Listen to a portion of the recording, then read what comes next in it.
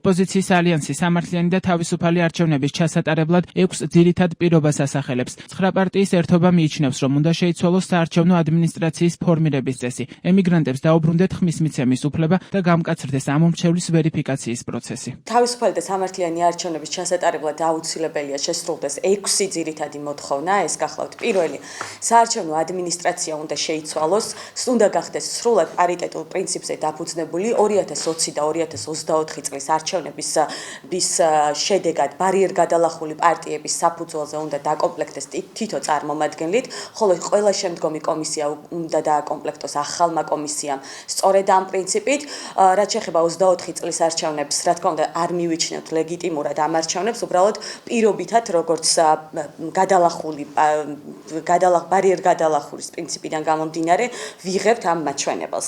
ემიგრანტებს უნდა დაუბრუნდეს ხმის მიცემის შესაძლებლობა კვლავ და უბნები გაიხსნას ქვეყნის გარეთ ყველა ადეკვატურად იმ ქვეყნებში, სადაც იქნება ემიგრანტების ის რაოდენობა, რომელიც გვაქვს დოკუმენტში. ოპოზიციის ალიანსი მიიჩნევს, რომ თავისუფალი და სამართლიანი არჩევნების ჩასატარებლად ასევე მნიშვნელოვანია საარჩევნო დავების განხილვა შეთანხმების საფუძველზე შექმნილი სასამართლო კოლეგიების მიერ. სანდო კომისიასთან ერთად მნიშვნელოვანია სანდო ტექნოლოგიები, ამისთვის მნიშვნელოვნად მიგვაჩნია გამკაცრდეს ვერიფიკაციის პროცესი ამომრჩევლის, ამიტომ დაემატოს სახისამომცნობი აპარატები და ასევე მნიშვნელოვანია აუდიტისა და შესწავლა-შემოწმების ნაწილში მოვიწვიოთ ისეთი სანდო საერთაშორისო აუდიტორული კომპანია, რომელიც აუდიტირებას გაუწევს საარჩევნო პროცესს, როგორც აპარატებს, რა თქმა უნდა, ისე კენჭისყრის დღის პროცესებს.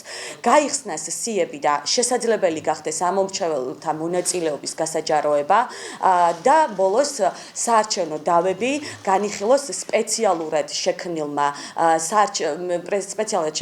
სასამართლო კოლეგიებმა, რომელიც შერჩეული იქნება საერთო შეთანხმების საფუძველზე. ოპოზიციის ალიანსის ლიდერებმა დღევანდელ ბრიფინგზე განაცხადეს, რომ მათ მიერ დასახელებული პირობებით არჩევნების ჩატარებამდე აუცილებელია პოლიტიკური პატიმრების გათავისუფლება და პოლიტიკურად მოტივირებული სისხლის სამართლის საქმეების შეწყვეტა. პირველ რიგში 26 მაისს რუსთაველზე გელოდებით მთელ საქართველოს ჩვენ უნდა ვიყოთ ძალიან ბევრი. ოპოზიციის ალიანსს ქართული ოცნების შეცვლა მთავარი ამოცანად აქვს დასახული. პირველ რიგში ეს მიგვაჩნია სამართლიანი და თანასწორი არჩევნების როგორც მთავარი ინსტრუმენტის გზით. მაგრამ სანამ სამართლიანი და თავისუფალ არჩევნებზე ვისაუბრებთ, აუცილებელია პოლიტიკური პატიმრების განთავისუფლება, პოლიტიკურად მოტივირებული სისხლის სამართლის საქმეების შეწყვეტა.